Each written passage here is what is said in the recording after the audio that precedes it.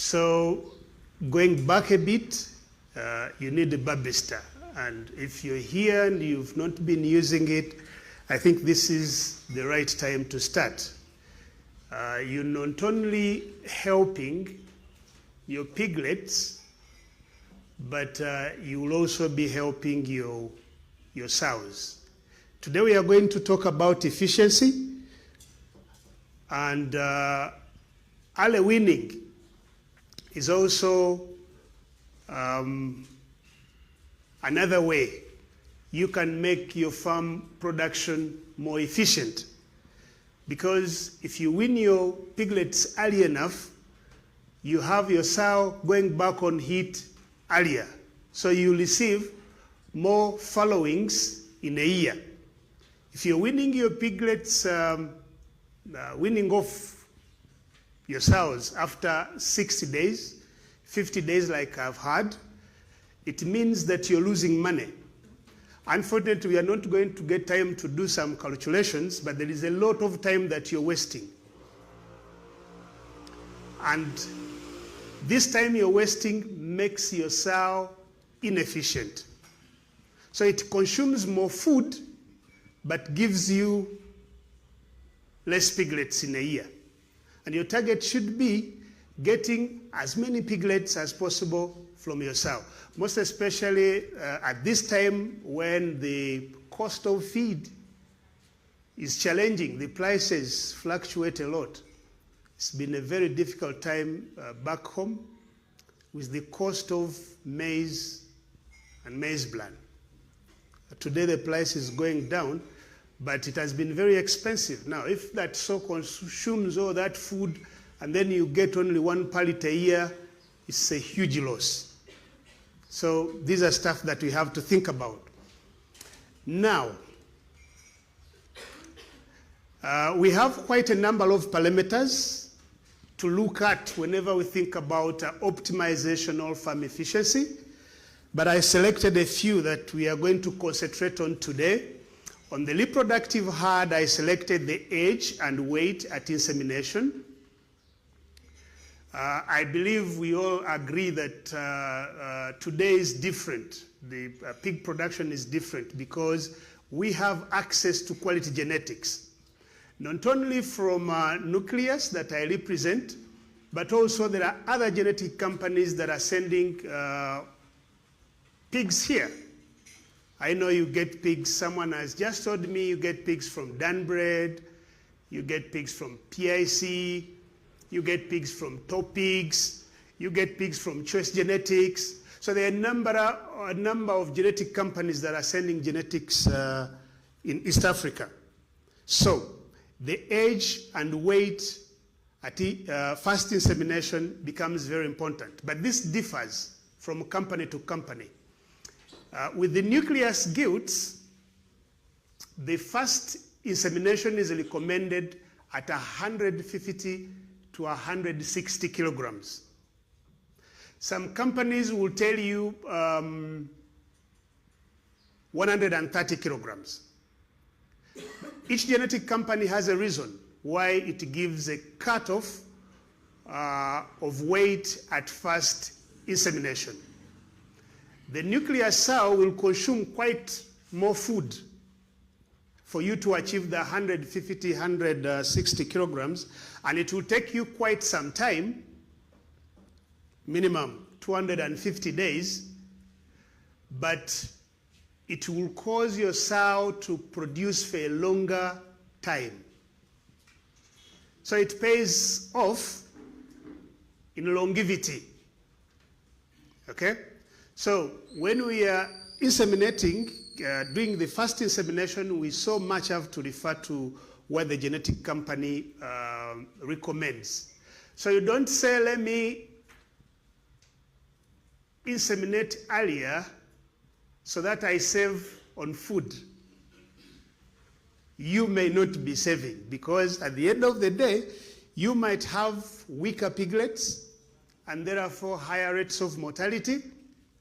Or you may have a sow that will not give you more litters in its lifetime. So, efficiency requires you to follow the guidelines from the source of your genetics. Doing it right means that you save money, even though the cost initially might look to be higher. The farm following index. You know, we inseminate sows. I don't know what you use commonly, natural or artificial insemination. But out of the X number of sows that you've inseminated, how many of those farrow? It's a very important question, because each missed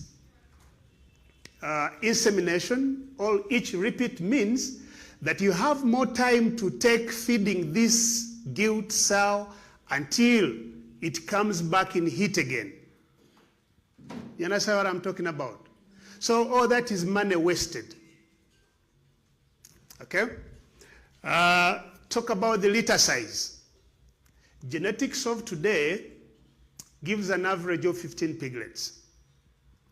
And if you're still clinging on traditional unknown genetics, still you're losing out.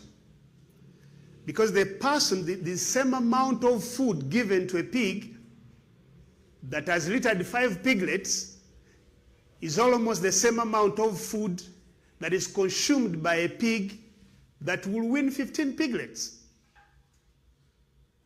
You understand what I'm talking about?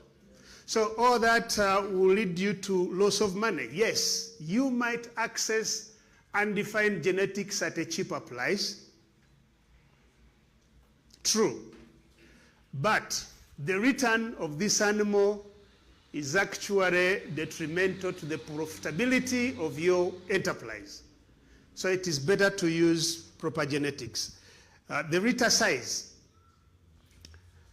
There are two issues to look at about this. A large litter, like Joe said, large litters comes with challenges of low birth weights. Okay? So when you're choosing a parent line to use at your farm, you need also to look at those parameters, because each genetic company will tell you the average expectation in terms of litter size. If you're not prepared enough, don't go for a highly polylyphic sow, because a highly polylyphic sow demands a lot. You need fostering. You need to be sure that you have the necessary conditions in place to be able to win majority of these piglets produced. Otherwise, it might litter 20, 25, but you end up winning 5. Still, that is not business. Okay? Yeah, but also small litter sizes are a no-go zone in today's production systems. Now, from the litter size to the number of piglets weaned. Like I said, the number of piglets weaned, in fact, today is more important than the litter size. So even though the pig produces a lot of piglets, if it is poor at milking, if it is a bad mother in general, then the large litter is not helpful. Okay, that's on the reproductive herd side. Now let's talk about the commercial herd. The reproductive herd is the production engine of the farm. It is the one that produces the next generation of piglets. Huh? And then the commercial herd is the other side of the farm that is going to the market. Okay? You've produced piglets, and these piglets are intended for pork production. And the big question here is the time to market. Today, we have animals that produce 100 kilograms at 125 days. thanks to the improvements in genetics. But commonly, it's around 180, 160 days for a finisher to go to the market. The amount of feed consumed from around 30 kilograms to when you take this pig to the market is very important. And this also brings back to people who think that they are saving, but yet wasting resources. If you're feeding a pig of poor genetics, its feed conversion ratio and the average daily gain are very poor. Therefore, you need more food and you need more time. More time means that they'll occupy space for much longer. You're going to spend on water, spend on labor, spend on a lot of stuff. And therefore, at the end of the day, you may not return the money invested. And I came to find out that this is one of the main reasons why people keep on exiting pig farming. Because at some point, you try and people frankly tell you, I have tried and I have now realized there is no money in pigs. Sometimes they are right. They have tried wrong genetics, fed with wrong feeds, and then got exactly what they had to get. And it's right. There will be no money in pig farming if it is done that way. Therefore, if you have access to quality feed, you also need to access quality genetics. After accessing those, you also need to think about the right use. There is no single food for all categories of pigs on the farm. Yes, it might be a nice feed, a good one, but for a particular category or reproductive stage, but not all stages on farm. And also the genetics. I'm seeing people selecting replacement gilts from the commercial herd. You know, there is a percentage decline in maternal performance, okay? So that you cannot get the same results from a pig intended for slaughter like you get from a parent line that is intended for reproduction. So if you're doing pig farming on a commercial scale, it's also very important that you select the right genetics. If you use the wrong genetics, it's like using sow and winner for the whole categories of pigs on farm. So you need to select a particular line that is designed to perform that particular activity on your farm. The price of feed versus nutritive value. We have people who collect kitchen refuse. People who are like, these concentrates are very expensive.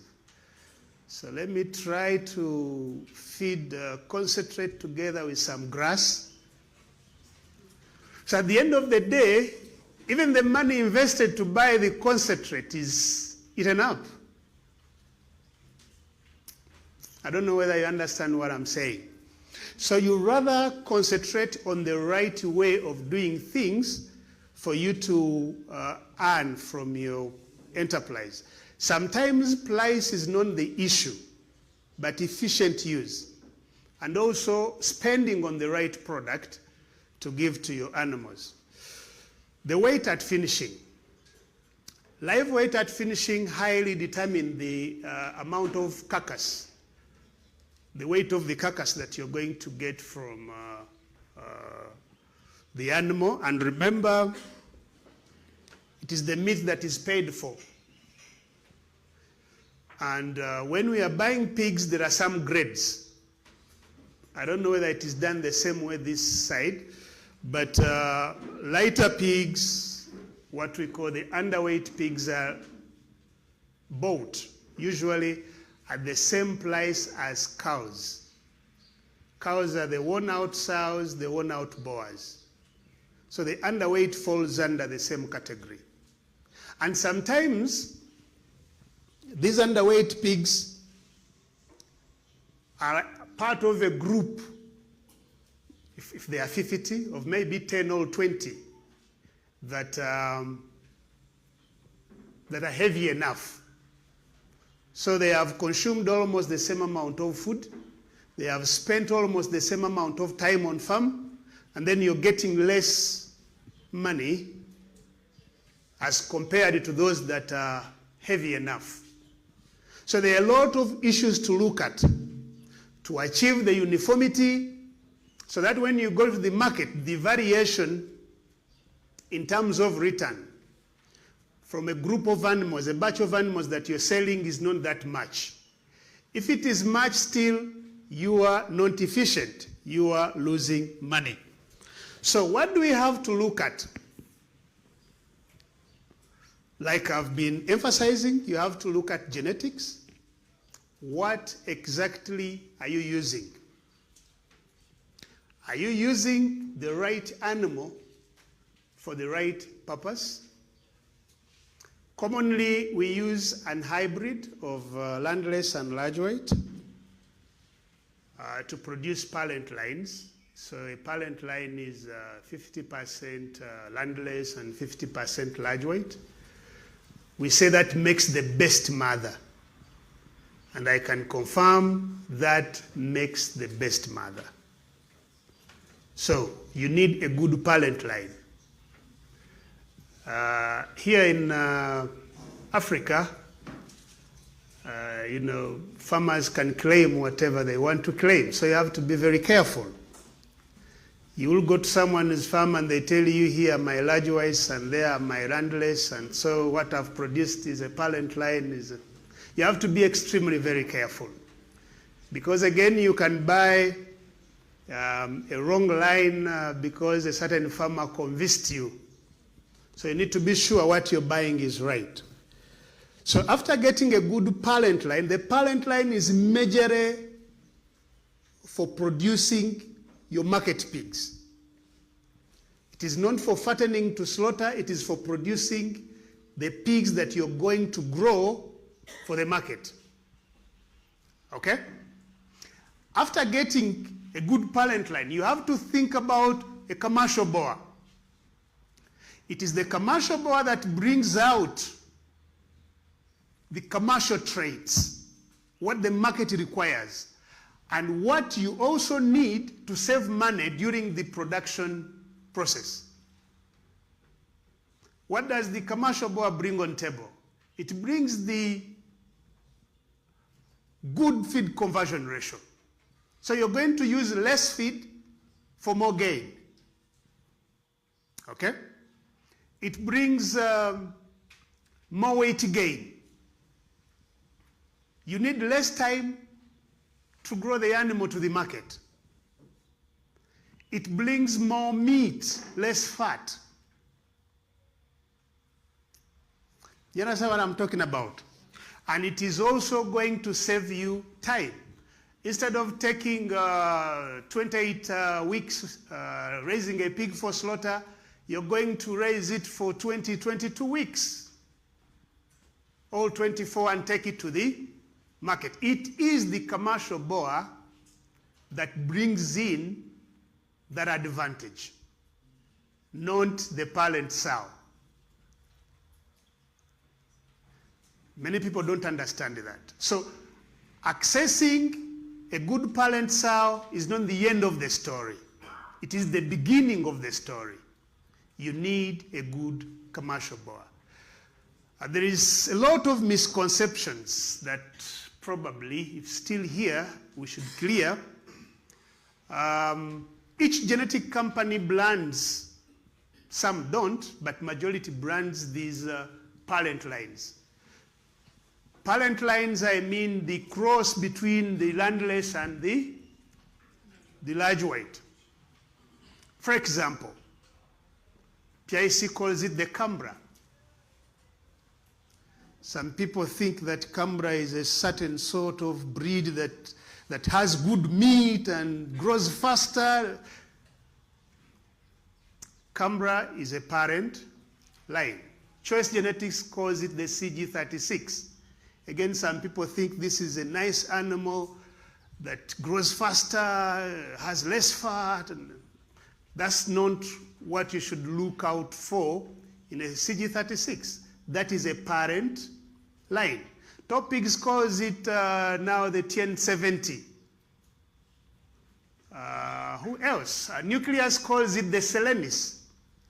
But they are nothing more or less than crosses between a landless and a large white. So we have a number of commercial Boars. We have the synthetic Boars.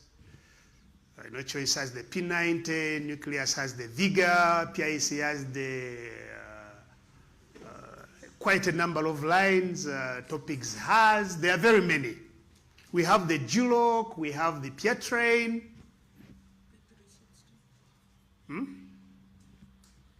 You understand what I'm talking about? So those breed lines offer different advantage to the farm, and you need to use them in combination for you to get the best out of your business. So look at nutrition.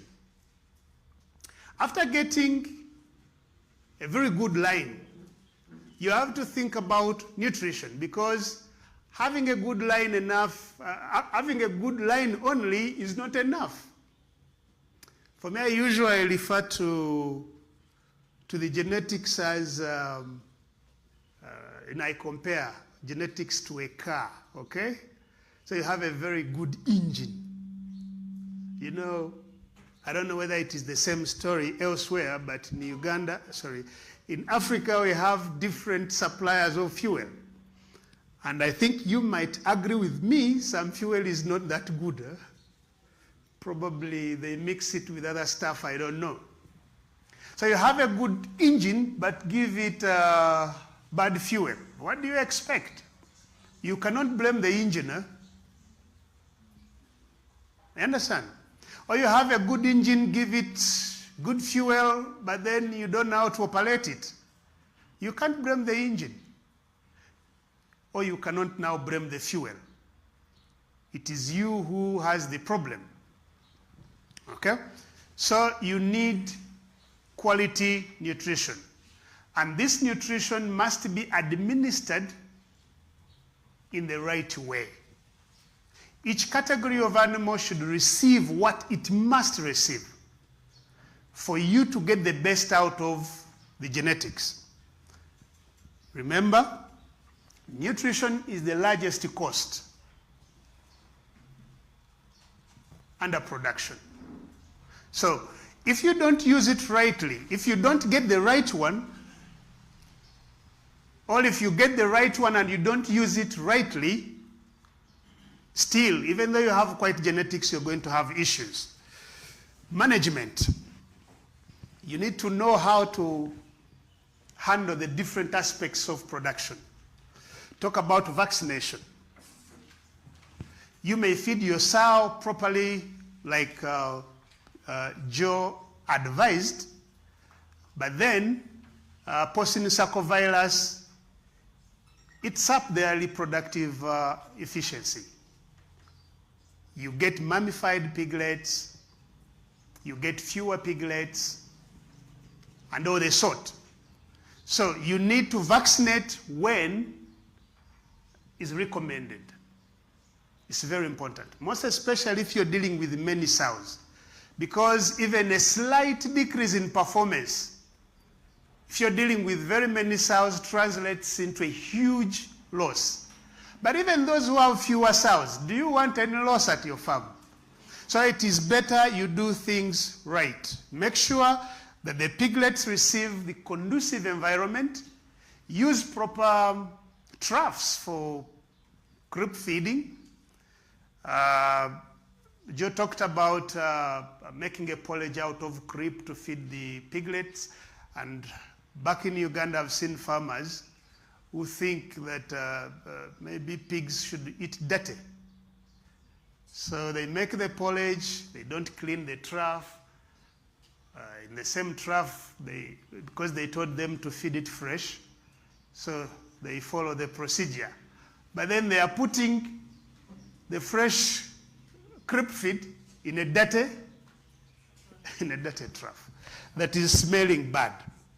It's something simple, but will affect the intake of the feed.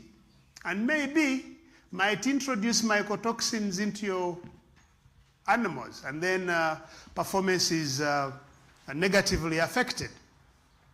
So health and environment, treating disease when you have to, feeding right, vaccination, and making sure that the temperatures and humidity in the pig houses are right. Then finally, you think about the market. It's very important to understand what your market requires. In Africa, we have limited use for fat, for example. If you produced a fatty animal, you're going to lose money. It doesn't matter, you're going to lose money. So you need leaner meat. You need to also understand the weights that the market demands. The cutoff weights. Okay? So all this improves the return on investment. Okay. So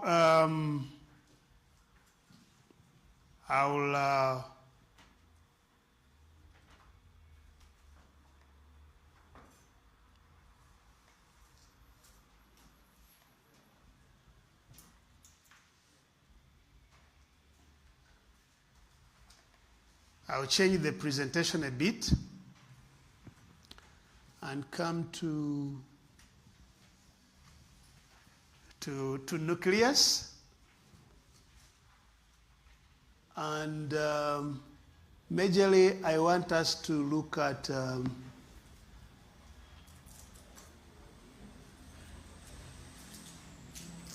these breed lines. First of all, I want to inform you that Nucleus is a company owned by Coupal.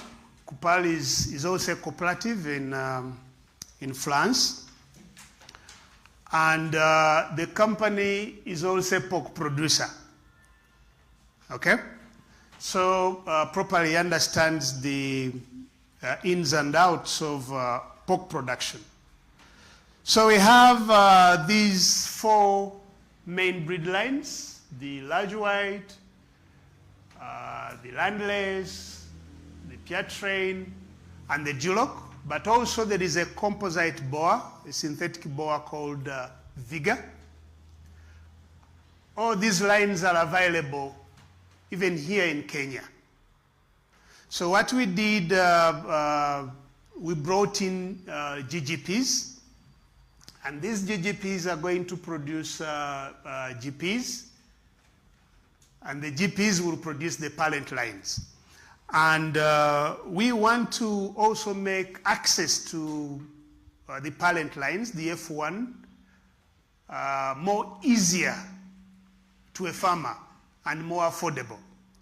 I believe if you want to access an F1 today, you have to go to South Africa, and majority of you come to Uganda. So the cost of transportation and also the cost of an F1 is still very, very high. So we want to make access to F1 and both semen more easier and more affordable. Okay?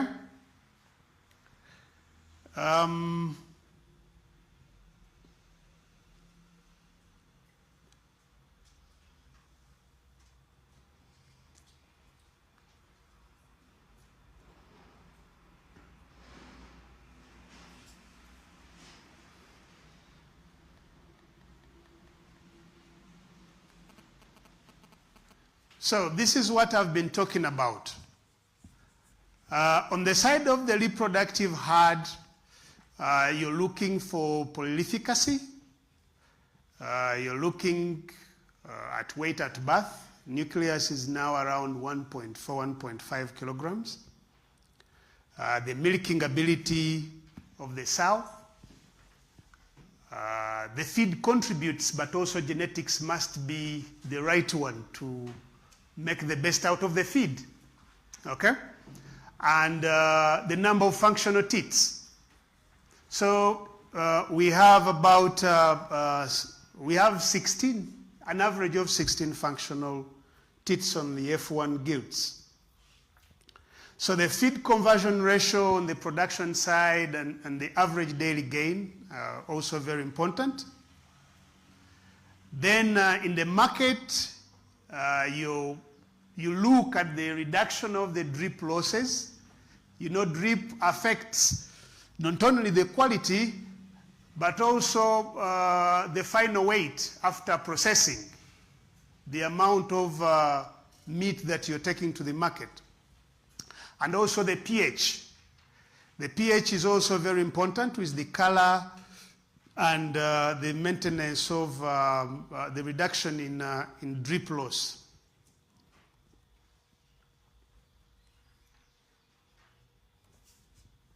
So, as you can see here, there are a lot of factors looked at in the breeding of these maternal lines. The grandparent landless and the grandparent large weight. And each is given a proportion. But if you look at these charts properly, you can see that the FCR is given quite serious attention, and the number of piglets born alive. So even though the FCR is given attention, if you're using a poor feed, the animal won't be able to produce to its potential. So the feed must be right. And even though the number born alive is given serious attention, still if your management is poor, you might not get these good results. And so both of these lines combine the good maternal characteristics to form one animal. And we call that animal in nucleus the selenis. So this is how they perform, the average performance.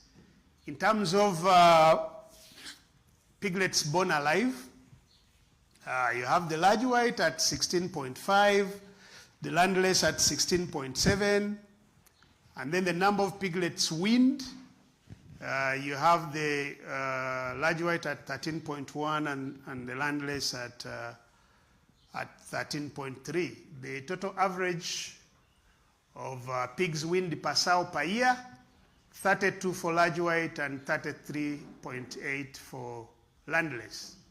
So when this is combined together, you get a more better animal to use as your parent animal on farm. So you can see the average weight of the litter.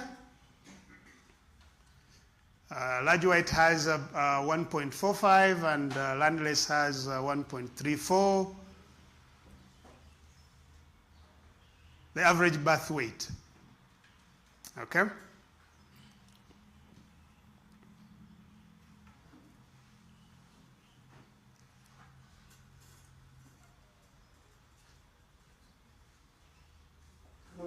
And finally, I want us to look at one of the boars, and this is a Piatrain.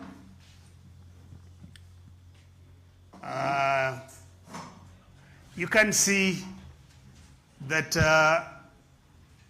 its weight at 125 days is 100 kilograms. You need about 2 kilograms of feed to produce 1 kilogram of live body weight, and it has average daily gain of over 1,000 grams per day. Okay? So I'll take you back to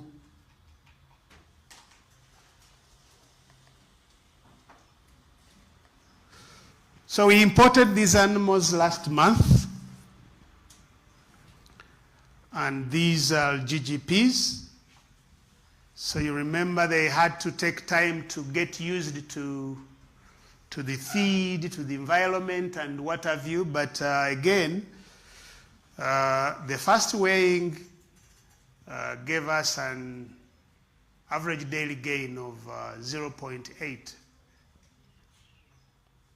So we think this is not bad, given that the animals are experiencing the environment for the first time. Okay? So I'll place two small videos. This one will stop in the middle.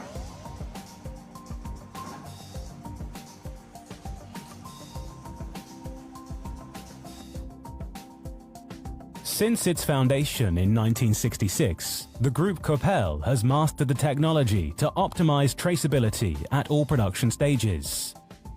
Genetics, technical support, animal health and hygiene, feeding, building design and equipment, environment, slaughter of pigs, and meat processing.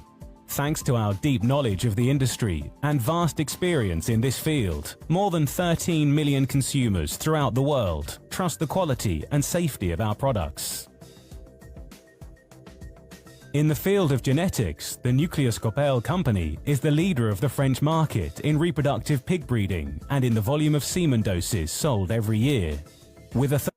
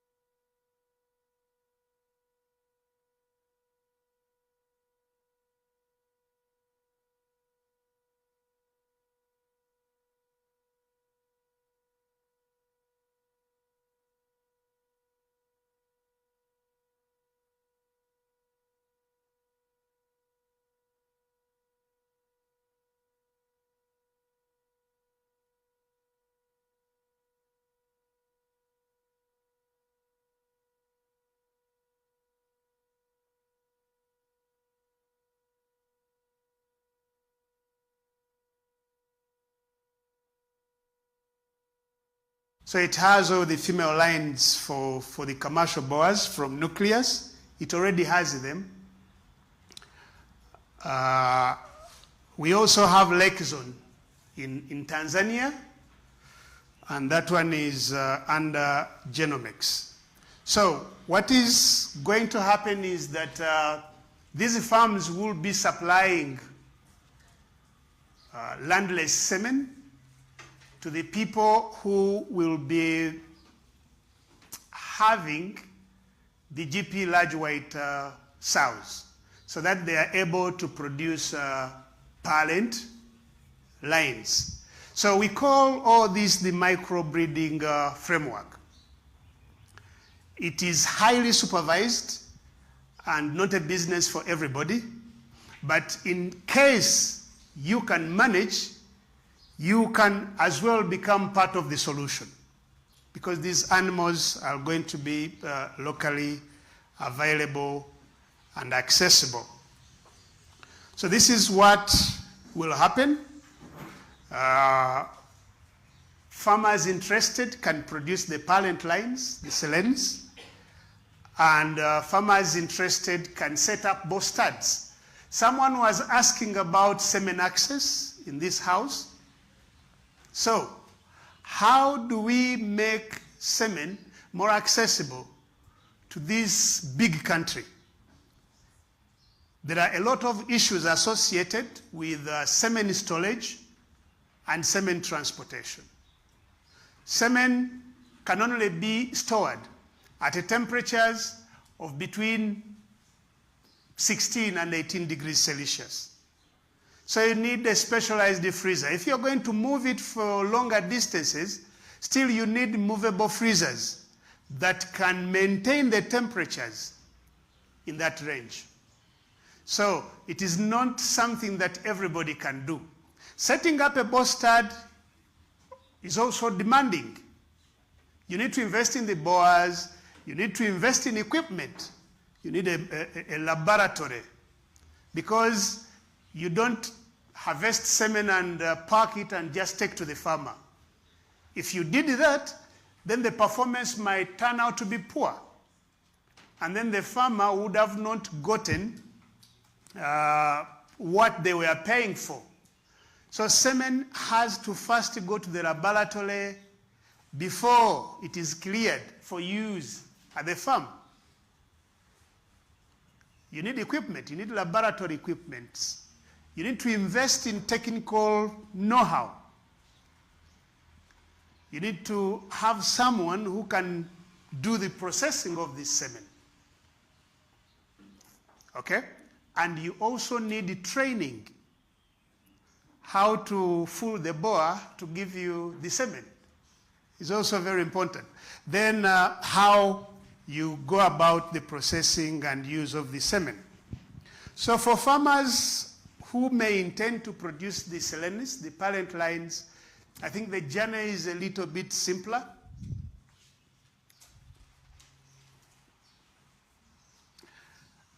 Because we are looking at farms of a minimum of 50 sows. So we think a farm of that caliber can adequately invest in biosecurity and proper nutrition. You also need to do some investments in the pig breeding software. You have to collect data almost at every stage. We are also using customized tags. So we are mimicking the identification and traceability system in France. So these tags will also be accessible from the central breeding farms, and they are unique. Why are we doing this? To avoid, should I call it a counterfeit? Because very soon you will see people starting to produce selenis everywhere. So how do you confirm that I'm buying the right one? We need to refer to the records in the system. So the customized tagging system is not enough because it can be forged, even though in one way or the other can be traced. But this is also supported by the RFID tag. An RFID tag is a small tag with a chip inside. So it is readable by a machine. So the tag will be having information about that particular animal. And if somebody claimed to have sold Selene soy large weight, we can easily confirm that it is the right one or not the right one. So all this is a cost on the breeder. You need to have capacity to invest in that. If you're using RFID tags, of course, you need the RFID reading machine. So all that is investment. So we're also looking at farms with strict biosecurity, proper farm structures. We prefer the use of already mixed feed.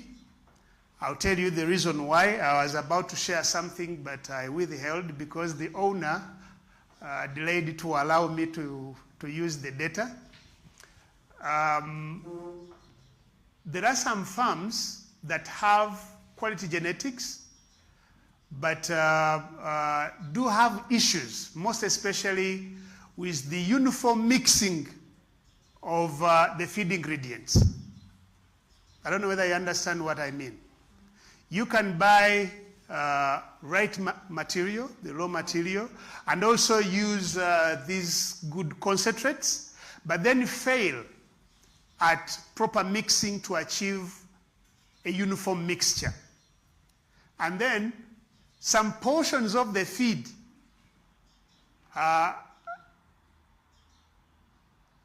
may not have the same quantity of nutrients like other portions. And then you keep feeding these to pigs. Today this one gets one that is rightly mixed. The other day gets the one that is poorly, the portion that is poorly mixed. And then you have serious variations in weights. You know, weight variation is also a profit thief, because animals won't be of the same average weight. The variation will be too big when you're going to the market. So when you're using already mixed feed, there is chance that it was properly mixed. You have to confirm that. And then these animals are able to receive the right quantities of nutrients that they are supposed to receive. How does that help the breeding farm? More sows will be selected for the market. I don't know whether you understand what I'm saying. It doesn't make sense for your sow to litter 15 piglets.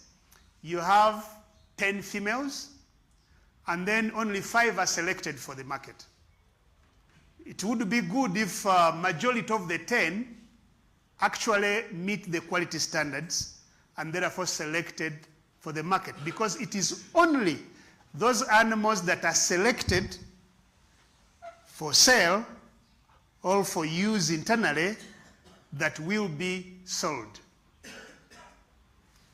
I don't know whether you understand. It is a quality control measure, and to also guarantee people who are going to use the Selene's parent line that what they are taking is actually good quality. You'll also need to enter into agreements. If you're going to multiply for sale, you need an F1 multiplication agreement. So under that, you will be directly governed by the standards. So you produce according to the set standards. And you also sell according to the set standards. It's not that after owning the GP animals and then you're able to produce the F1s, then you'll just enter the market and start selling. It won't work like that. You have to sell according to the set commercialization system. Okay? There are also people who are doing internal production of replacement gilts. You know, it's a common behavior here in Africa due to the limited access to quality genetics. People tend to use the sows forever. So they start when their production rate is very good, and then the production rate starts declining. But because the cost of accessing sows is very high, most especially with transportation, they tend to remain with that sow until forever. Okay?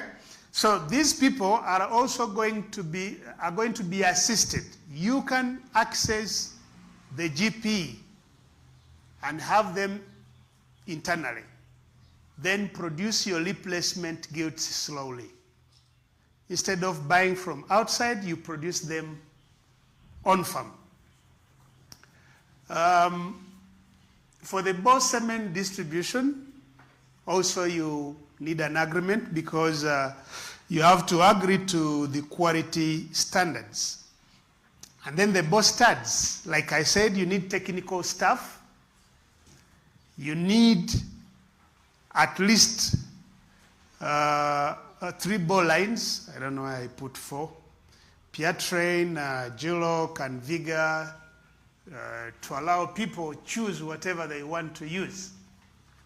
Okay? And each Boar line offers unique advantages. And you have to invest in equipment.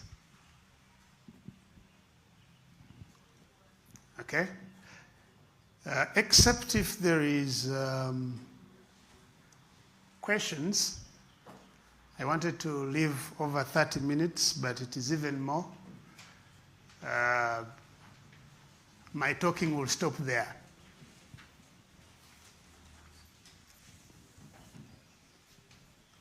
Except if there is questions.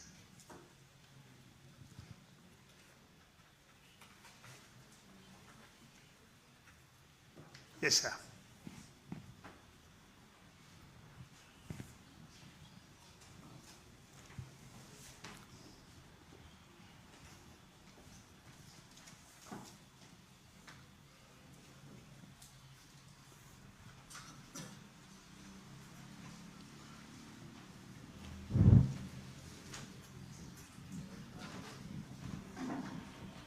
Yes, good afternoon. Thank you for the wonderful presentation. Mine is just a little clarification concerning the semen transportation temperatures.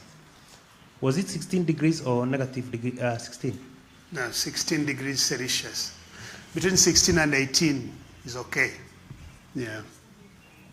Then, if it's 16, you meant, I mean, that's why the confusion came from, because you said 16 and then there was the need to use a freezer. Yeah, the freezer should be able to maintain the temperatures within that range.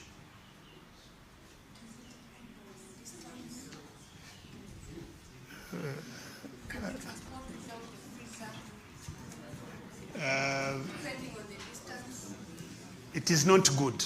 You know, to keep the viability, you have to transport the semen the right way.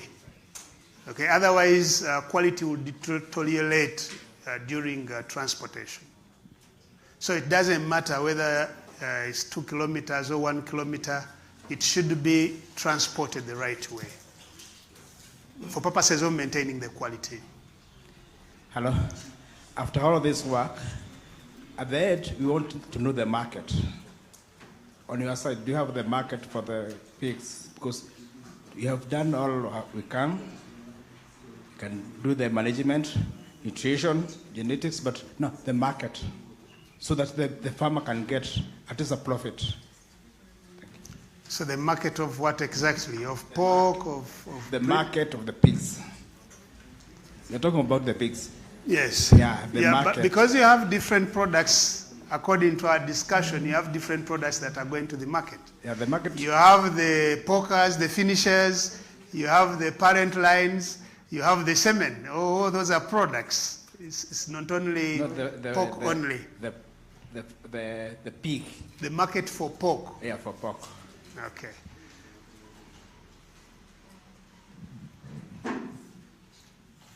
Yeah, I've not reviewed properly the marketing structure in Kenya. What I know is that we are better than you. At least that one I'm very sure. We are better than you. But I know Farmers Choice buys pigs and some other people. Sometimes people from here come to Uganda to buy pigs. So I keep wondering why you're not finding market. People come to Uganda with the trucks to buy pigs. I've met several and I've assisted several. So I'm wondering why they are not buying here and prefer to come to Uganda. And yet the cost per kilogram farm gate is higher back there than it is here, according to the information I got yesterday. So it puzzles me. I don't know. The farm gate price in Uganda is higher than it is here. It is cheaper here. For breeding animals? For pork, for finishers. Yeah? And still, some Kenyan traders come to Uganda to buy pigs. So it puzzles me. I don't know. Maybe it is quality. I don't know. I don't understand. Yeah.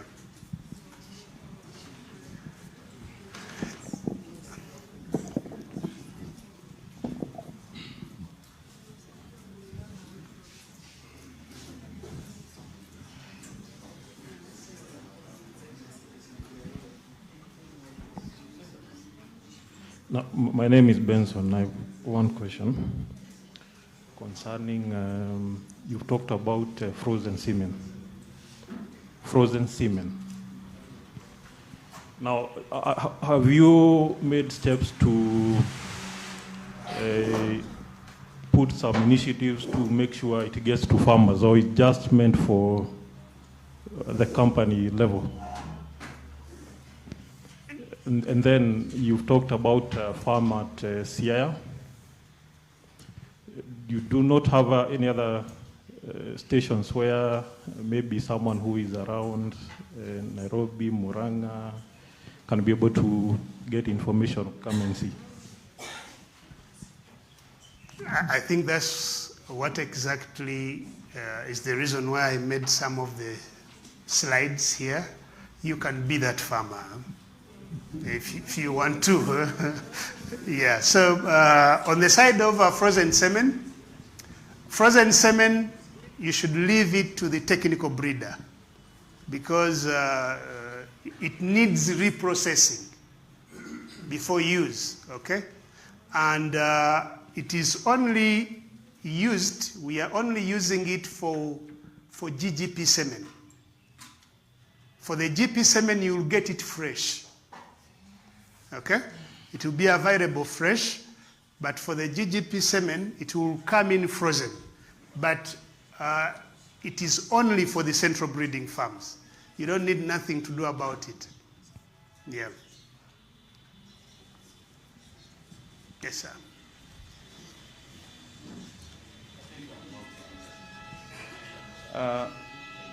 Currently, people are able to get boars for breeding, just like you said, the Duroc,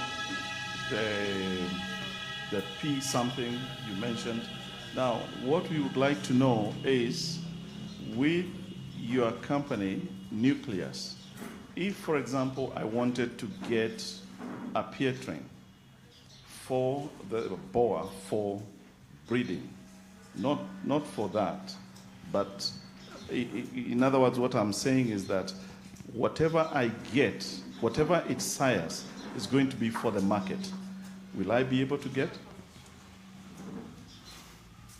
See, okay. I'm not going to give you a straight answer. I'm sorry. First of all, it is not cost effective for you to import in a boar. It is very expensive. And you're going to use it on most probably a few sows. So the best strategy, because the semen that you receive is actually from that same boar. So leave the work to the boar stud. You can keep a teaser boar on farm. It's very okay. To assist you during insemination. You know, heat detection sometimes becomes complicated. But when you have a boar on farm, for teasing, not for use in reproduction, heat detection becomes easier. Also synchronization. You know synchronization? You want a certain group of animals to come on heat in same period of time. So instead of using the very expensive hormones, you can use a boar to, most especially when you're dealing with gilts, to synchronize these gilts so that you have a given batch coming on heat at the same time, then you order for semen at once, do the insemination in the related time frame. Maybe you understand what I'm saying. So on the side of the boar, we do not want to go into that. Bring a boar, it's very expensive. That's the truth. It's very expensive. So it is the boar stud that can make best use of it. And therefore you get semen cheaply. A dose of Piatrain in Uganda goes for 30,000. If you're going to import a boar, it will cost you close to $2,500. 30,000 is what? It's like 1,000 bucks? Yeah. So why do you import the other very expensive, yet you can access semen? So what we have to do is to make the semen accessible. So how do we make the semen accessible? Nucleus allowed us to produce the commercial boars locally. And good enough, they are produced here in Kenya. So, if you have potential to set up a boar stud in a certain region, then you should show interest. We work together, you do the training, we tell you what you need, we visit the site, we help you do the setup, and also we help you penetrate the market so that you can help your fellow farmers. Then from time to time, you can keep picking replacement boars from CIR. I don't know whether I've answered you properly. So it would be good for you to have the commercial boar, but I don't recommend that you buy one. It's just expensive for no reason. Yes.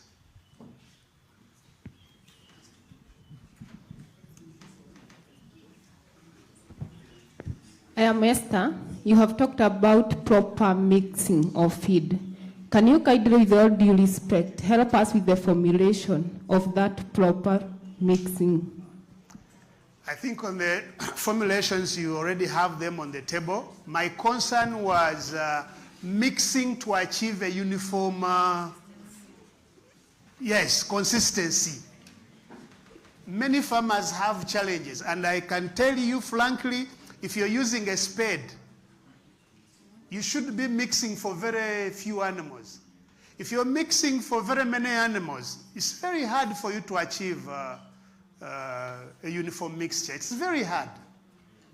So, in such a situation, using an already mixed feed is better. Or paying money to someone who has a proper mixer to do the mixing for you is better. Otherwise, you might not get the best out of the feed that you're paying for and out of the good genetics that you're buying. So many farmers I was going to show you, so there is a huge variation. He's using very good genetics, but you find the variation abnormal. And I'm very sure that he is also using very quality feed. What causes the variation? Is it poor management? I think that is also out. Then the mixing of the feed is the problem. The feed is not uniformly mixed. The nutrients are not uniformly distributed. And that is the cause of the variation in the average daily gains. So sometimes this pig receives properly mixed feed. Tomorrow, it receives one that is not properly mixed. So the growth is also starts to vary. And that also becomes a profit thief. Yes, please.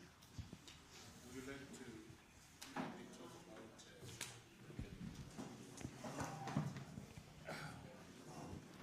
about... In this part of the world where we are, and not Uganda, we find people here take time to understand why they ought to pay substantial amount of money for a pure breed animal.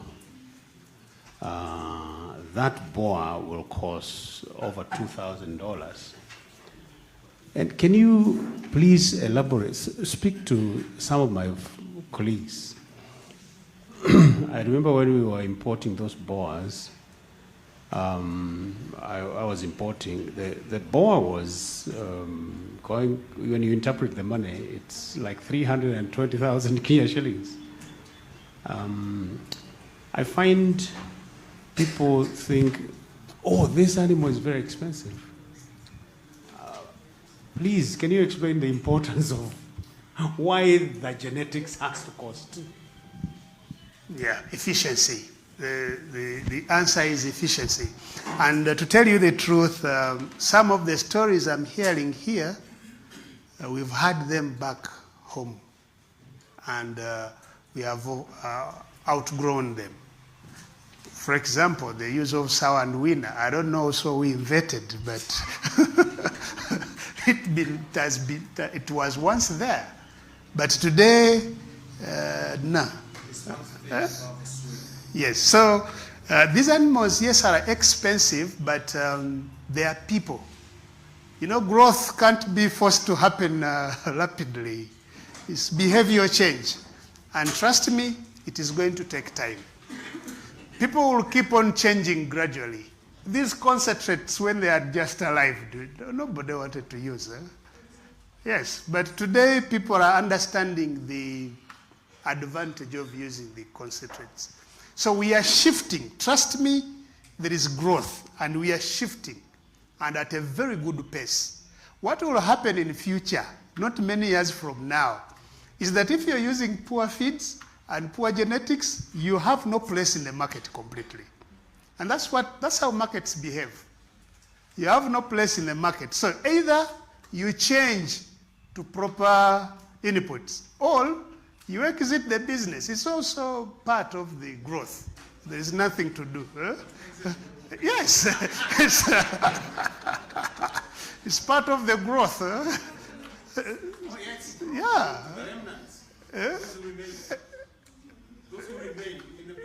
Yeah, because you're losing money, so it's better to keep your money than to lose it. Yes, so in future, there is a lot that is going to happen. And trust me, people will go for quality inputs gradually, slowly by slowly.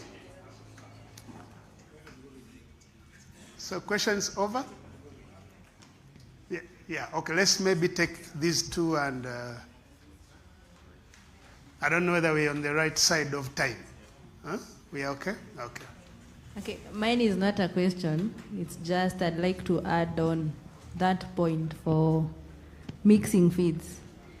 You'd rather, actually there are many raw material stores all around Kenya that charge one bob per kilo for mixing. So if you are making a ton, you pay 1,000. So you better go that way for paying those guys at the mixing stores rather than mixing with spades. Because the uniformity achieved when, you won't achieve uniformity when you mix with spades. And if you are using amino acids like lysine, methionine, they tend to be blown by the wind when you are using spades. Yeah. Thank you. This lady here. Oh, hi. I think mine is a question and a point. So as I said, my name is Rose. I'm from Livestock Dynasty. You had asked about the market. And I know he's encouraging us to buy from his products so you can have pigs to sell. So we are a farm and we have our own slaughterhouse. So if you're interested, if any farmer here has more pigs, we buy pigs. You'll just give me your number, then we can arrange. The same way unapeleka Farmer's Choice, we do the same procedure. I'll visit your farm. If you're viable to bring your products to us, we are willing to purchase at a good price. So that's one. Another question, you said something about regulations. I'll purchase a boar from you the same way he has spoken. Importing a boar is quite expensive, and we've done that. But the challenge I got, when you buy, you export, you bring a boar, then they have regulations like you can't resell boars without their consultation. I don't get how I will spend 300,000 to bring a boar, then you want to tell me what to do with it. So that.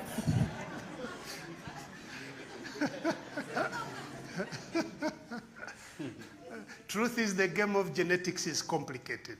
Even though you buy this animal, it is still a property of the genetic company. So you're not allowed to do the reselling according to your wish. This is why we are slowly with selling boars, mostly boars. We are very slowly. And even today, we are also very slowly with selling GPs to any farmer, very slowly. Because when they go into the market, put inferior products, you ask them to stop, they're like, I paid you. So why are you stopping me? Every genetic company has to keep a particular standard of products that go to the market. Because each product that goes to the market defines that genetic company. If it is inferior, the genetic company will be beaten, and they invest a lot of money in research. So that's why you don't just play with their products. Some of them sue people. I saw a company in Uganda that was dragged very seriously by one genetic company in South Africa. So it's not a joke. Huh? You have to take their genetics very, very serious because it defines them. If it is poor, then they say this company sells poor. So that's why you're not going to be allowed to sell the semen. Yeah. Even though you got it expensively. Yes, this madam. Good afternoon. My name's Esther. I want to ask, besides these feeds, is it advisable to feed something else to the pigs? Because I've seen people feeding banana leaves, misheveve and such. So is it advisable? You see, with what I'm talking about now, it will be very difficult for me to answer the question because it's a no-go zone. So there is a standard of farmers maybe would do that. But what we are talking about here is serious business. It's against time, and it also has targets. You want the animal to leave your farm at 20 weeks, and you want it to leave the farm at a certain weight. So you want to know how much it is gaining every day, then translate it into how much it needs to consume every day. Now, what is in banana leaves? You don't know. And the last one now? Yes. So at what point do you say this has furrowed enough, now I need to sell it? You see, given the fact that today, I think the future will be better. But today, access to quality parent lines is still complicated. It involves a lot of cost on transport. And also where they are bought, they are still very expensive. So today, I would advise that you don't cull a sow basing on literature. Okay? Cull a sow basing on performance. If the performance affects the profitability, push it away. Because what you're looking for is profit. If the performance is still at a mark that profitability is not disturbed, continue. I've seen sows that go to 7 parities and they are still okay. But there are some that stop at 4. So the reason to cull today should be based on performance. But tomorrow, if things get okay, they should have a cut-off time so that you don't go even in minor losses. Because If you're going to discover that it cannot perform basing on its current following, it means you've already lost. I don't know whether you understand. But the cost of that loss today is small as compared to the cost of accessing a new guild from elsewhere. Yeah, but later we'll have, I think in Europe it is 5 liters. After 5 liters, that's how it goes. Whether good or bad, it goes away. 5 liters. About 2.5 years. 2.5 it goes away. Let me pause a bit for another small session, then we continue.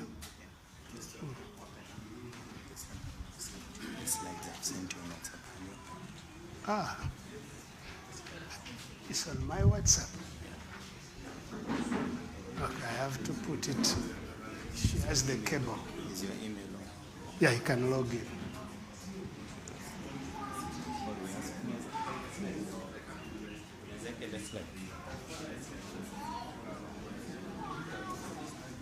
She has it there. While still on this discussion concerning breeding and feed efficiency, I just wanted to take you through the profile of our company. So currently what we do, we are the main distributors for New Science. So we basically sell the concentrates for you to go make your own feed at home. Another alternative is that we offer you ready-made food also. For those who are not able to make the feed, you come to our shop, you find that we've mixed the feed using the concentrates. Some of you here are our customers already. So we have this brand here, there's a bag here, you've seen some behind there. So we have food for all the categories here. So, rudisha nyuma kidogo. Usi-automate.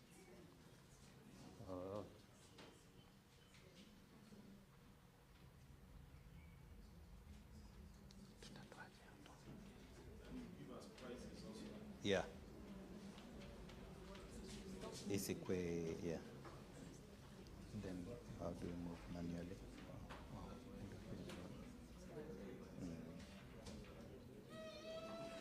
Yep.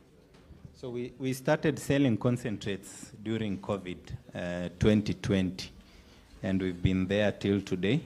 So the supplier came and we started by importing. But because of efficiency in distribution, the company New Science came and set up here. So they bring the concentrates, they stock up, and we distribute. Yeah. So you have the slide, so I won't do much with it. Let me just go to our location. We are just behind here. So if you exit through the gate that you came in through, you turn left, and then on the junction, you turn right, you go to Mirema Drive, you turn left again to the flyover at Northern Bypass. So as you after the flyover, as you go towards Marurui on the service lane, we are located at Thome First Avenue on the right, for those who've been there. So we have several products. So of course, we have the raw materials there. For those who don't have access to quality raw materials, you can come check at our place. We also have mixing services. Somebody has mentioned that if you use spades, you are not going to achieve a good mixture on the feed. So we can also help you with mixing. You can either come with the materials that you have, we sell you what you don't have, we make for you a complete feed. For those who don't have materials completely, you just come and pick the feed ready-made, and you don't have time. You're just passing by quickly, you come pick the feed ready-made. Alternatively, if you are getting a big order, you just call us. We need 2 tons of pig raw, and we make for you and package it nicely, and we send it to you.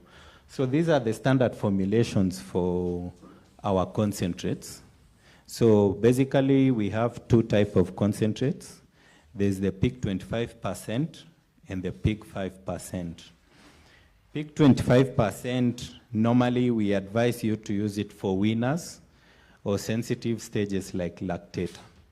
Reason being, the pig 25 comes with its own protein, right? And it is well balanced to ensure improved gut health for the young ones and also for mothers who are lactating. This one now you use more, like in 1 ton, you use 4 bags in 1 ton because it covers the position of soya, the protein source. Then, so these are the formulas. There's a starter feed. So initially we used to use this first column here. And this first column, Ignatius calls it turbo, simply because it accelerates the pig so much. However, most farmers here don't have the right breed to handle the protein that is there, because you find that it gives about 20% protein, which is most of the time too much for some of the piglets that we have here. So we are now using this. Yeah?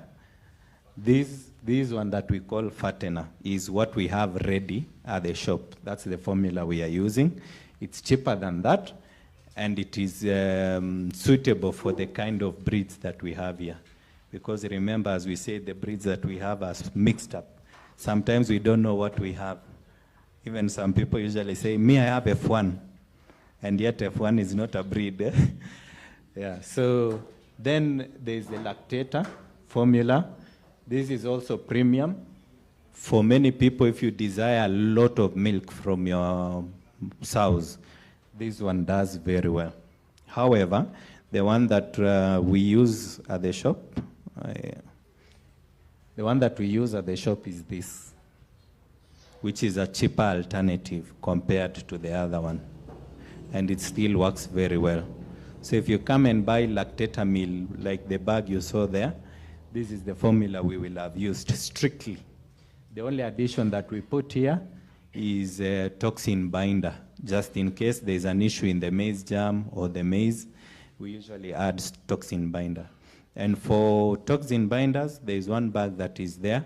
We also sell toxin binders. We have high spec, the ultra, that covers a variety of mycotoxins. And then we have one called Vitafix Select that only covers aflatoxin, right? This is the formula we use for our pig growers, and it works very well. For those who have used our pig grower or have mixed their own feed using this formula, you can testify that it works very well. So this one is usually introduced. We'll see the table of, we'll go to the next slide and we'll see how to introduce the different stages of feed. We have the finishing formula based on the experience that we have nowadays. People rarely used the finishing formula. So finishing is supposed to be introduced at 21 weeks all the way to 24 weeks. But you find people liking grower more than this because grower accelerates the pigs a lot. So some people say, no, we don't want even to go to finisher. Some are selling their pigs at 5.5 months. Some are selling at 5 on the dot. If you have a good breed, we've seen farmers sell at 5 on the dot. There are farmers who are even seated here today that have sold at 5.5. So by that time, they see no need to go to finish. We have the gestation formula. You've been told why gestation has less energy, but more of the fiber and what have you. Joe talked about that. Then we have a feeding guide here. We adopted this this is more European standard. Even in South Africa, they more or less use this, right, Chris? So if you look at this is mainly for high breeds, as in breeds that are very good. Because you realize that here it is mentioning that you're supposed to be at 110 by 22 weeks, right? That means by 24 weeks, you should be doing over 120 kilograms live weight. So for good breeds, even for those people who are selling at 5 months, it means if they are to continue keeping their pigs, they can achieve this. because there's a farmer, I saw his statement, he had sold at 5.5. Some of the pigs were 88, some were 90. That means if you have good breed, actually, this is the guide, right? That means for most of us, you see, we are supposed to be selling at 20. You're having 95. And this is what, so I've used a live weight of 95. So this is the feed you're supposed to be consuming, water, daily gain, what you should be achieving weekly, at least a kilo by week 18. Daily gain, daily weight. Then the next slide now, so we try to break it down a bit so that we can see for the various stages, what should that pig consume. Somebody said, I feed my pigs ad libitum, which is true. For crepe, for starter, even grower, it is good to feed ad libitum so that the feed is always available for the piglet. Yeah, you don't limit them from eating because they are still growing. So we've talked about Babista. Week 1, 70 grams. And we say that week 1, it might struggle to eat it because it's in pellet forms. Ni kama Weetabix, cornflakes, your taste. It has a very good smell, so it attracts the pigs. But sometimes when they are young, they struggle to eat, so you might mix with warm water. Put small portions, a handful in the beginning. Then as they get used to eating, you keep adding more and more. Joe mentioned that it's important to keep cleaning the crepe dish. Don't leave it dirty so as to contaminate the feed. So you advise the worker to always check. If the feed is finished, add. Ensure the feed is finished, clean the dish nicely before adding. So you will feed that at least up to week 3 fully without mixing with anything. Then week 4, you realize that we are blending with starter. So week 4, we are starting starter, but we are still feeding what? Crepe. This is to ensure a smooth transition, right? To avoid the weaning stress that we usually see. So you blend it for 2 weeks with starter. Then by week 6, that piglet should be surviving alone without the mother and fully on starter. Then we use starter all the way up to week 12. There are farmers who love this formula, the formula I was showing you for fattener, and they don't want to stop. So they use it even up to 5 months, some farmers. But however, we recommend that you use it up to 12 weeks to manage your costs. Then we move on to pig grower, right? So these are the quantities you're supposed to be feeding weekly. So if you look at this, crepe, 1 piglet will have taken 2 kgs. For starter, 60 kilos at the end of 12 weeks. For grower, 103, 104 kgs. For those doing finisher, 77. Finisher is just 4 weeks to add the fat a bit. So we did a simulation here based on our current cost of feeds. And this is this bag here, the complete feed. So if you are fully eating complete feed, say you are not buying cheap materials elsewhere, maybe you planted maize, you have access to cheap materials, your cost can go down. But if you are buying feeds from us specifically, these are the costs. So we said 1 piglet, so this is the feed cost and expected returns. 1 piglet, 2 kgs of Babista. It costs 208. Your cost for 1 piglet, 416 shillings on crepe feed. So you might see the bag, we sell it at 5,225 kg. Joe mentioned it's enough for 1 liter. So if you're having 15 piglets, it can serve. It can serve 16 if you manage it very well. So 1 piglet, 416 shillings. For starter, we saw 60 kgs at 65 shillings. Starter cost 3,900. Grower from 13 weeks all the way to 20, 103 price 57, a cost of 5,871. Then finisher, by the time it comes to finisher, it's feeding a lot. So 77, 54 shillings for finisher, 4,158. So at the end of the day, so we've estimated 242. Based on various experiences, I think, Njuki, you spend how much? Some people take 230. Who can tell us how much they spend on one piglet in total? How many kgs? Based on your records? So we're estimating 242. That's the match you can go. Some have 230, some 220, some 200, some who sell at 5 months 180 kgs. So if you're going all the way, 242 kilos, you will have spent 14,343. We are estimating that your live weight will be 95, assuming you're not doing good in terms of breed, right? So remember, here we were saying at 22 weeks, 110. But we are just saying, assuming you get 95 and you don't have a good breed. So your live weight, 95. Your carcass weight is 73 kilos. So your FCR is 2.5. Now, based on farmer's choice pricing, I hope this is correct, 340. Those who have just sold recently, 340. So it means, yeah? Yes, but just on average, 340. So it means you're making 24,820, which I know some people make 25,000, 25,500 on average per piglet in one batch of supply. So with this, you'll still have a margin of 10,000 when you remove the feed cost. So you have 10,000, and I usually say out of the 10,000, your salary is 5,000.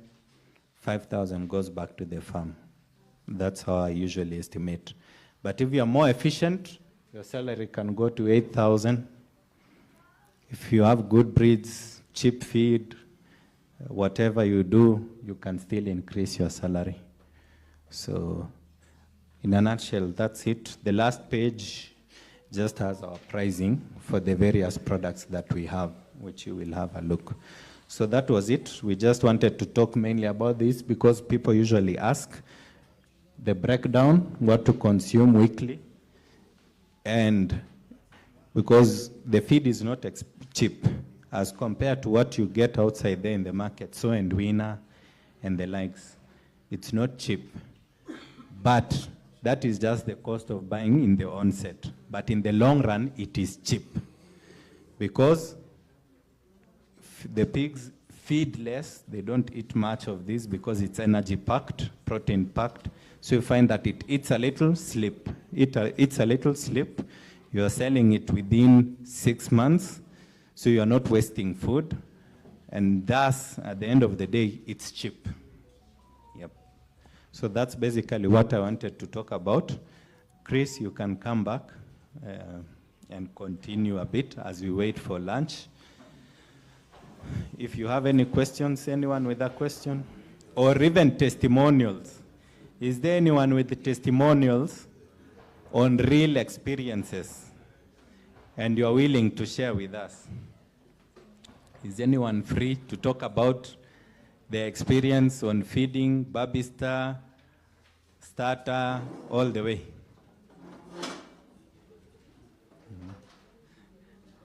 Yes. Oh, come.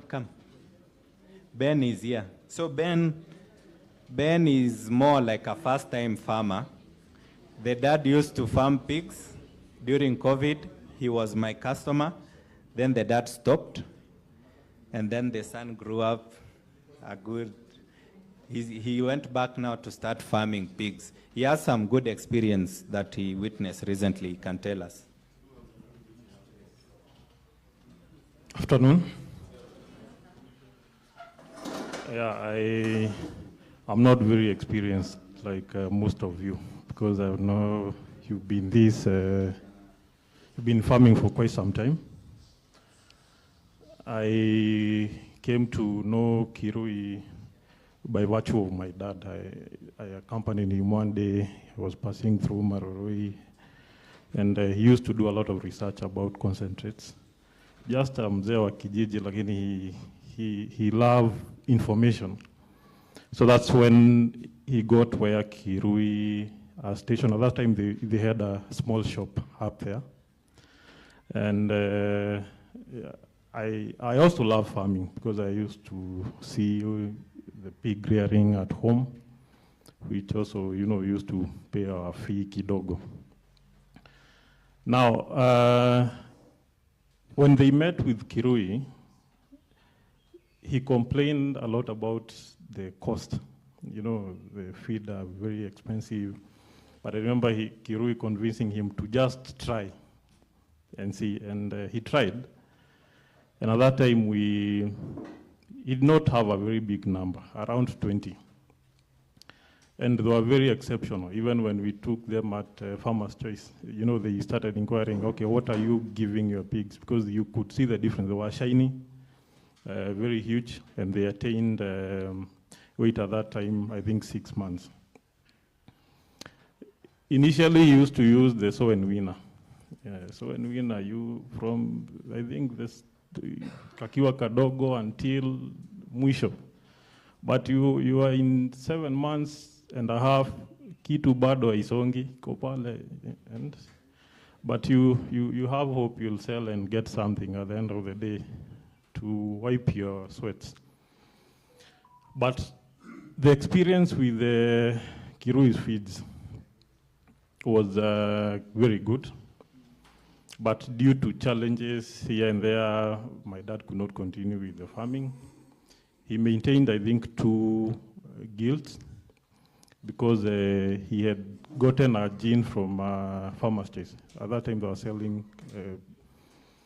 So later, when I was done in school, you get a job here. That is when now I decided to go back to pig rearing. And the first person I looked for is Kirui, because I saw if you do it in the proper way, then there's outcome and you can get something. So I continued with the 2 guilds that he had. Nikaserve hizo, nikakuja kwa Kirui. The farm is at Kijabi, along Naivasha Nakuru Highway. It's like a small farm because it was a pilot project which I was trying to see whether it can work. Now, we organized with him so that the feeds can come to my place. And I served those 2 guilds and I added another 2. So I had 4 at that time.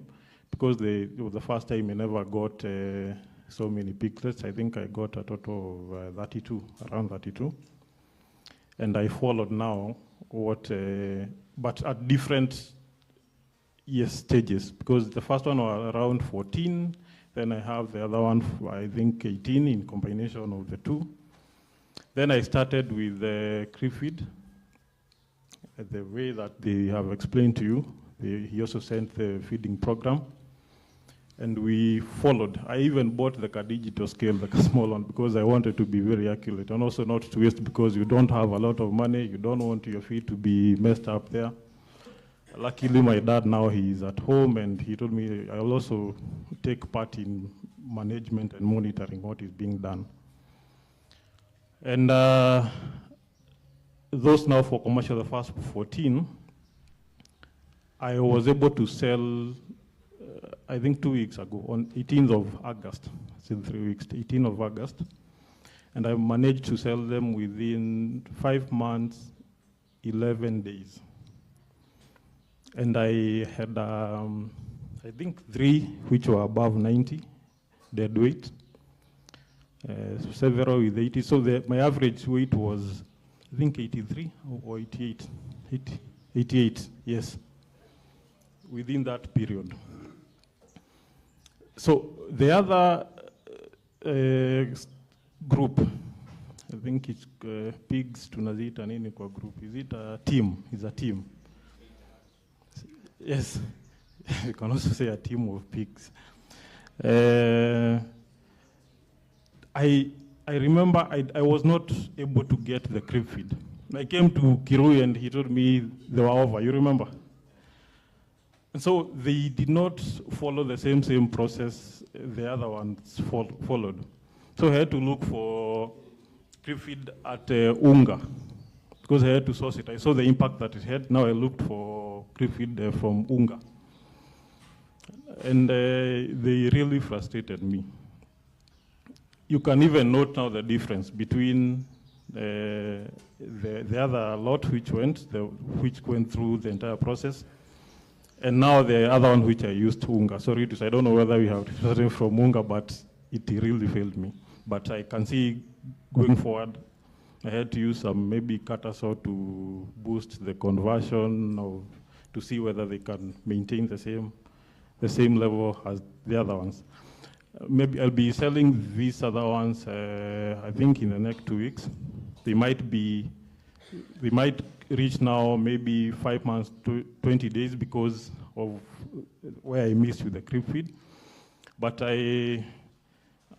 when Kirui called me and told me, you know, I sent the car invoice from Farmer's Choice to him, and he really pleaded with me to come and just maybe show farmers it's working. I think I have it. It's only that I was even willing for people to even see, you know? So if there's a way you can see ile kitu unaweza feature ni tu hiyo pesa kidogo ni your security. Yes. Yes.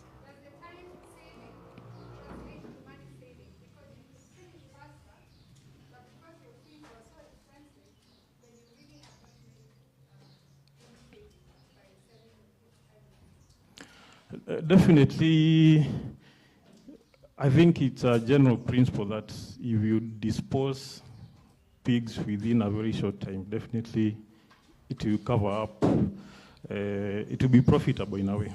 First, because of space, you'll be able to have a faster cycle of pigs in your space.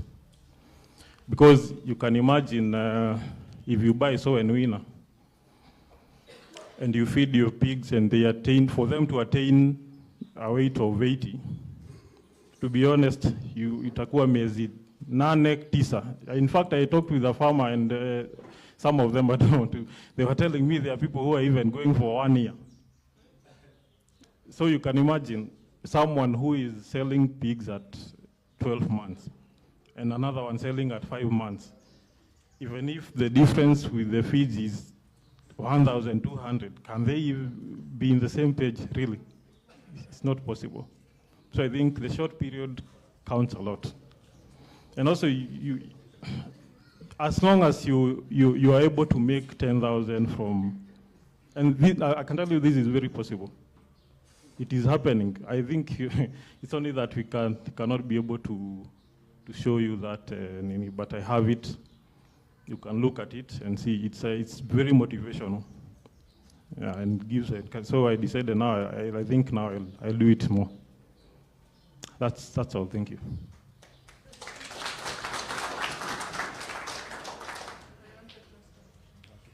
So you use the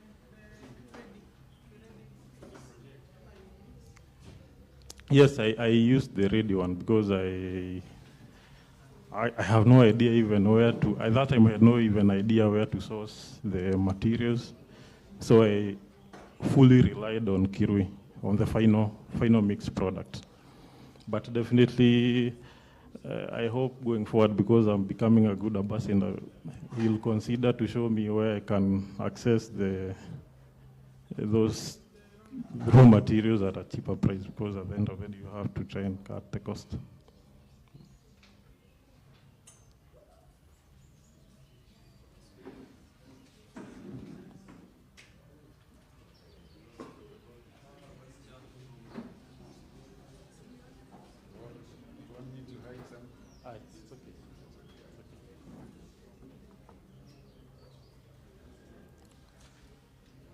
Yes, so there are 14, at least you can see I had one which attained 88 kgs.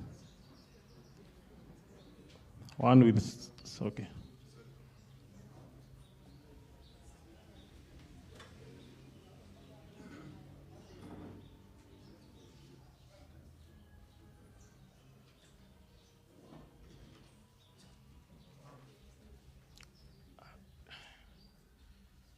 I press the top one.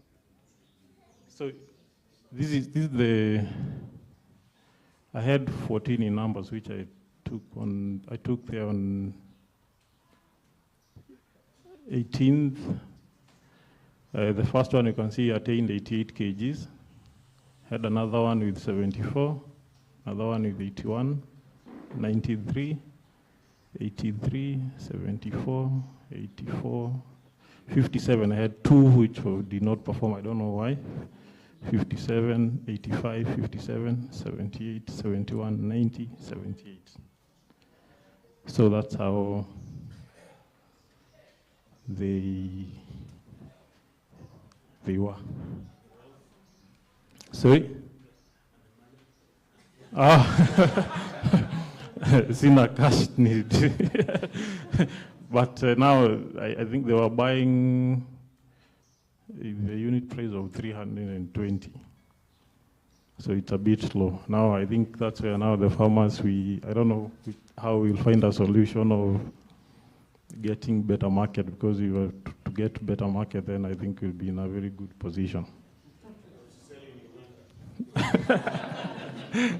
Okay, that's all. Thank you.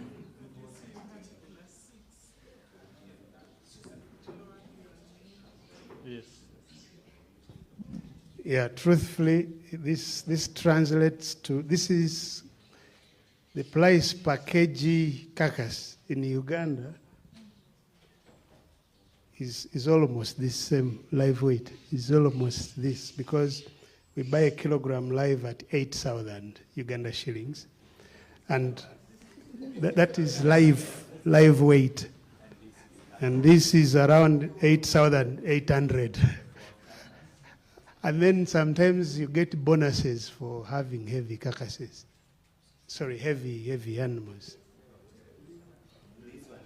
This is carcass, yes. That's why I said it is a little tough here than it is in Uganda. But also, I wanted to comment on his weights, the issue of uniformity. Because with the modern genetics, the average cut of carcass yield is 75 kilograms. A pig over 100 kilograms will lose about 25 kilograms. And then you have about 75. So that is what we calculate at. That's the average. Though sometimes you get 80, but this guy goes to 90. So also we have to look at another issue. When you're marketing, there is industrial slaughter and traditional slaughter. I don't know how it is done here, but traditional slaughter is also a no-go zone. It's like banana leaves to a commercial producer. It's a no-go zone to a commercial pig producer. Because in traditional slaughtering, I don't know how it is done here, the carcass is over-trimmed. I don't know whether it happens the same way. It is over-trimmed. So the killing out percentage reduces a lot. Yeah, sometimes even more. Yes. So you have to be careful. If you're using quality genetics, quality feeds, you have to take your animals to the right place.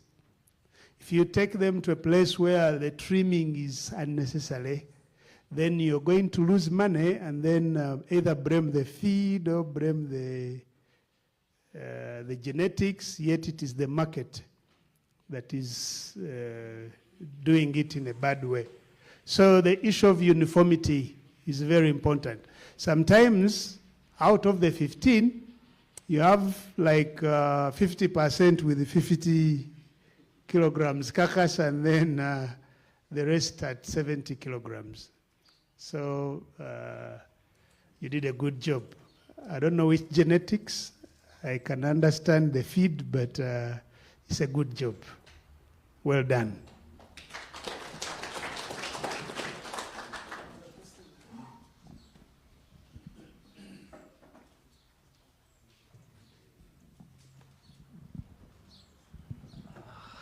Good afternoon.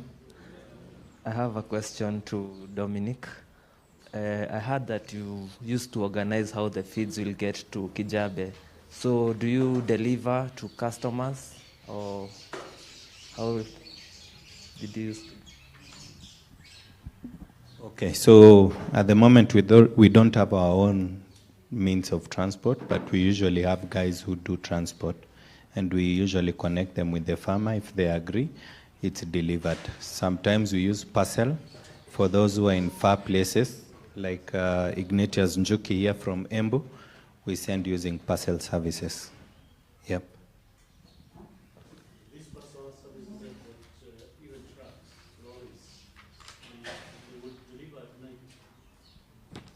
And you leave from the office the following day. Okay, when I was asking about the market, if all of us can look at this paper, page 5, for the profit margin for one pig is 10,000. This is very well calculated, but for 10,000, you have told us labor is 5,000. So, yeah. What you put on 5,000? This, you didn't tell us there is the medicine, there is water, there is biosecurity, and so many things. So, for the 5,000. So my request was if we can have a good market, because the price of 330 or 340 for farmers, surely we're not making any profit. So if you can organize a good market for us, instead of all of us, farmers, they are taking advantage of us farmers. Thank you. I don't know what to say about that.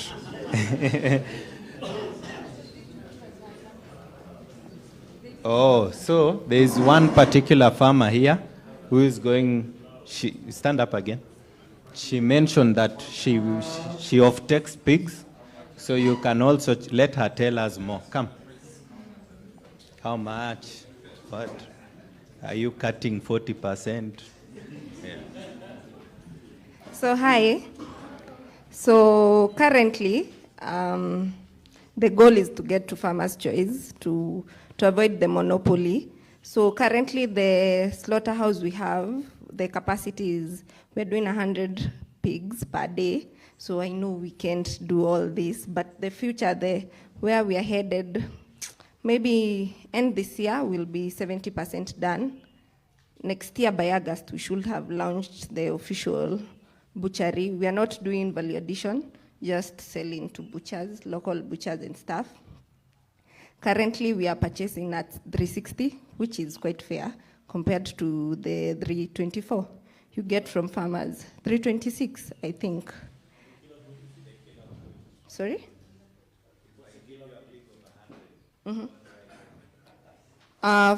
So what we are doing with my numbers, I'm not responsible for your pig. I mean, the ones I'm slaughtering, I can sell to my butchers. I don't have the capacities for now. But if you have your pigs there, then you have your butcher there. You just slaughter and go.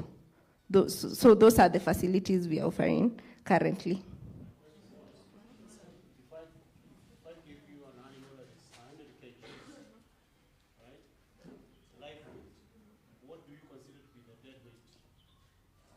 Practically, with the pigs we've been slaughtering, it loses 37 to 40% practically. 37 to 40%. But if you have someone anachukua kichwa, anachukua miguu, you reduce the percentage. Unaelewa? The 40% comes because you don't have someone who's taking the miguu and stuff. But by August, we'll have all that sorted out. For now, what I can offer is a facility. You come slaughter your pigs, you get your own butcher, your own local butcher, then supply to him. That's all I can offer for now. Ruiru, we are based in Ruiru. The farm is Livestock Dynasty Limited. Previously, we were known as Elite Dairies. We are more popular for cows than we are popular for pigs. So I don't know if you've met our products. We are Elite Dairies, but no Livestock Dynasty.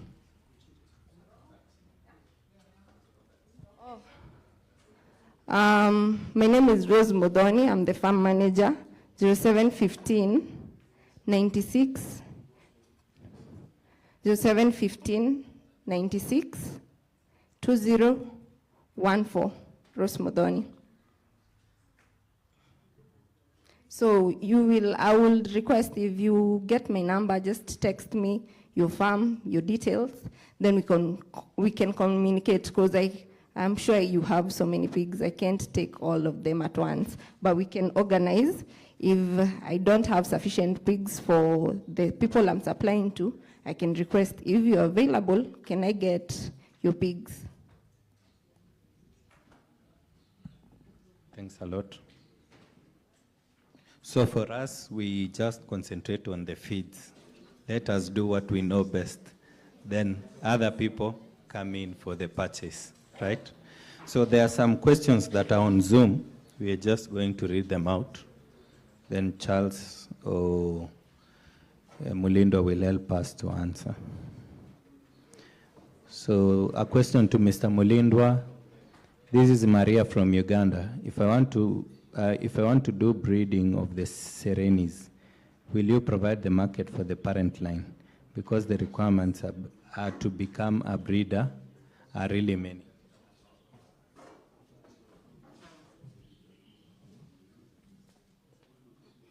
So like I said earlier, the production of Selenis and the marketing of the breed lines is highly controlled. It is controlled for one main reason. We want each farmer buying the animal to have the right quality. So the commercialization of these animals will be centralized, because we are doing this because if not centralized, farmers will sneak behind the door and have animals that are not selected go to the market. So we will only capture details in the breeding system for selected animals. So if one day you buy a parent line either from Uganda, Kenya, or Tanzania, it is very easy to verify whether it is selected for reproduction or not, because no farmer is allowed to just sell anyhowly. We control the marketing. So that means that we assist on market, yes. Another question to you is stunted growth in piglets and weaners reversible? Stunted growth. Okay, that would be a bad one. Why do you reach there? I think that's the main question, because you don't want to go there. That's why we say that when you're using concentrates and you know the capacity to do proper mixing is still limiting, better use the high protein concentrates for delicate stages. Starter and earlier stages of grower. Don't use the low protein concentrate, because if you mess up the starter, the early growth, reversing it becomes unprofitable if the animal is not for breeding. I don't know whether you get me. If the animal that has gotten issues with growth resulting from feed or bad poor management is not intended for breeding, then reversing the poor performance is unprofitable.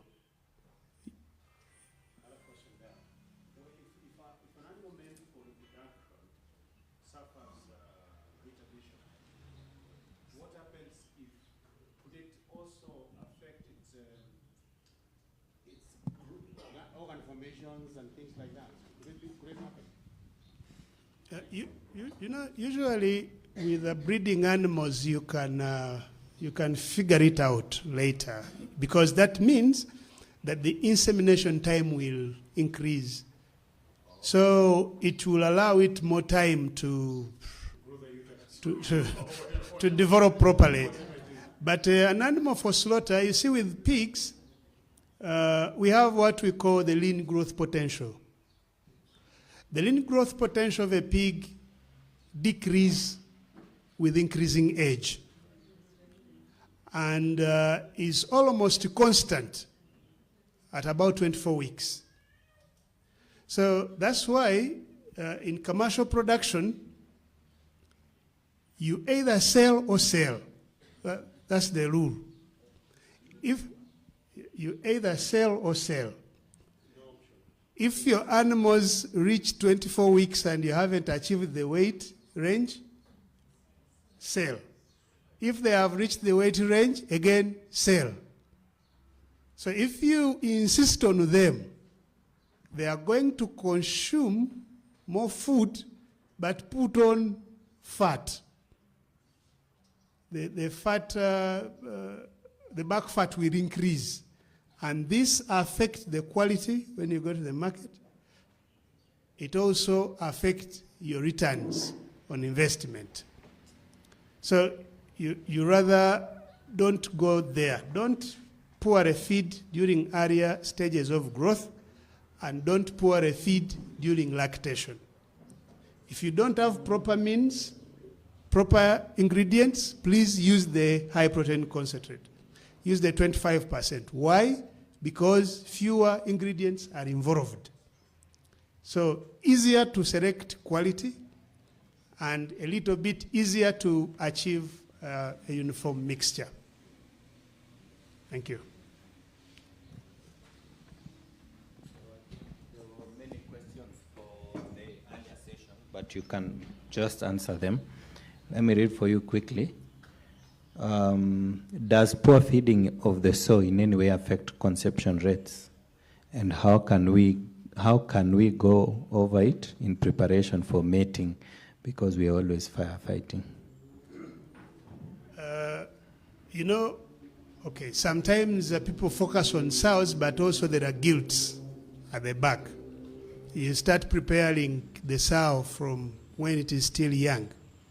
And poor feeding at all levels will affect the reproductive performance of that gilt or sow. For a gilt, you should make sure that it is inseminated at the recommended weight. If the genetic supplier tells you to inseminate at 130 kilograms, do that. That means that he will also give you the feeding guide to run you through so that you reach that faster. For us, for example, for nucleus, the animals will remain on the commercial hard diet for quite some time, until 115 kilograms. Then you will shift them to gilt-rearing diet. Okay? And you can use the low-protein concentrate, no problem, but make sure that the right formulation is used to help you grow the animal up to the recommended weight. Now, feeding through lactation and the length lactation period so much affect the reproductive performance of a sow. I've seen farms where a sow takes 4 weeks to come back in heat because it was over, I don't know, it's emaciated. So it has to first recover its body condition before it can think about coming back in heat. And even though it came back in heat, the body condition, you would be a bad person to really serve it. Because now, even the animals that it is going to produce will not perform well. So, during lactation, make sure the feed is available at all time. And since you have creep in the area, there is no reason as to why you leave piglets with a sow for 60 days. What are you up to? It's not a business. You're wasting time. It is the truth. Today we don't have a flip chart here, but I wanted us to really go step by step and do the mathematics. You win your piglets at 60 days. You will need some days before that sow comes back in heat. Maybe more 28 days. So that's how many? 78. Oh, that food, it has eaten for free. It has occupied the space for free. It doesn't make sense at all. So if you're doing that, it's unfortunate. It's high time you change it. It doesn't make sense at all. And what causes the sow to give birth to less piglets? A lot of factors. It can be genetics, because some sows are prolifically poor. It can be poor nutrition as well. Because there is a recommendation again from every genetic supplier on how to feed sows, most especially during the earliest days of gestation after insemination. Usually energy is a bit reduced. But follow what your genetic supplier recommends.